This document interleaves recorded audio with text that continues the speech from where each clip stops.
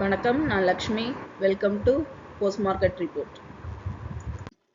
இங்க 31ஆம் தேதி ஜனவரி நிஃப்டியோட high price, low price, closing price, இதோட pivot point, 3 resistant level, 3 support level கண்டுபிடிச்சிருக்கோம்.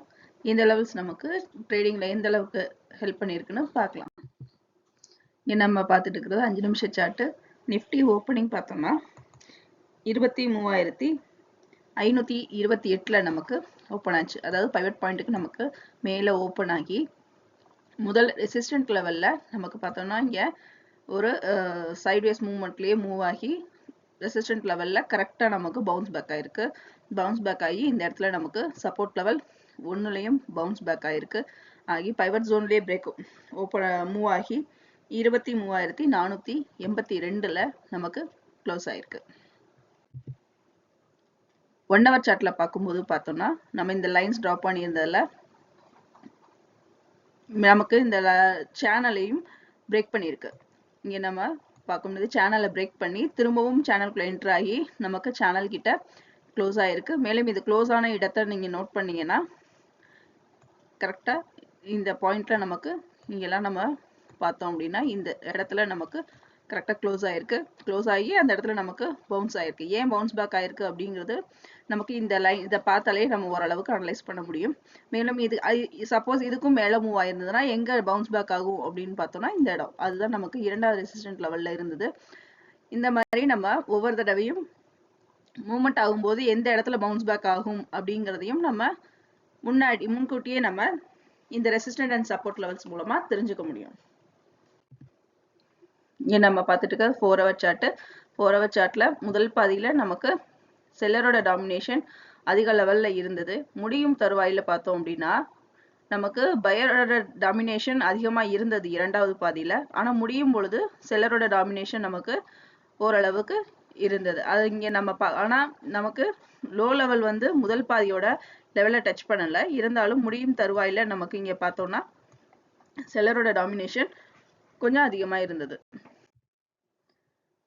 பேங்க் நிஃப்டியோட high price, low price, closing price, pivot point, 3 resistant level, 3 support level, இந்த லெவல்ஸ் நமக்கு ட்ரேடிங்ல எந்த அளவுக்கு ஹெல்ப் பண்ணியிருக்குன்னு பார்ப்போம். பேங்க் நிஃப்டியோட ஓப்பனிங் பார்க்கும் பொழுது 49,592ல நமக்கு ஓப்பன் ஆச்சு. அதாவது இந்த இடத்துல நமக்கு ஓப்பன் ஆச்சு. ஓப்பன் ஆகி முதல் ரெசிஸ்டன்ட் லெவலில் நமக்கு இங்கே பிரேக் அவுட் பண்ணிச்சு. ஆனால் ரெசிஸ்டன்ட் ஜோனில் நமக்கு அப்படியே பவுன்ஸ் பேக் ஆயிடுச்சு. பவுன்ஸ் பேக் ஆகி இங்கே பைவட் பாயிண்ட்லேயே நமக்கு நல்ல ஒரு ரேலி இருந்தது. ரேலியோட அடுத்து சப்போர்ட் லெவல் 2 பிரேக் அவுட் பண்ணிச்சு. பிரேக் அவுட் பண்ணி ஆனால் நமக்கு இங்கே 49,000 பிரேக் அவுட் பண்ணிச்சு. நல்லா நீங்கள் பார்த்தோன்னா 49,000 பிரேக் அவுட் பண்ண உடனே அந்த பிரேக் அவுட் பண்ண வேகத்துக்கு திரும்ப ஒரு பவுன்ஸ் பேக் கொடுத்துச்சு.